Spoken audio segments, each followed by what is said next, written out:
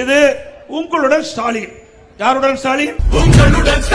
இதுல பாத்தீங்கன்னா தொழில் வரி விதிப்பு, புதிய தொழில் உரிமம் புதுப்பித்தல், குடிநீர் இணைப்பு, அடிப்படை வசதிகள், பிறப்புச் சான்று, இறப்புச் சான்று, புதிய சொத்து, காலிமனை வரி விதிப்பு, பாதாள சாக்கடை இணைப்பு, சொத்து வரி பெயர் மாற்றம், கட்டட அனுமதி, இப்படி 46 ஐட்டங்களை அடிச்சு வீடு வீடா அரசு ஊழியர் வந்து உங்ககிட்ட கொடுத்து உங்களுக்கு உடனே தீர்வு வாங்குறானாம்.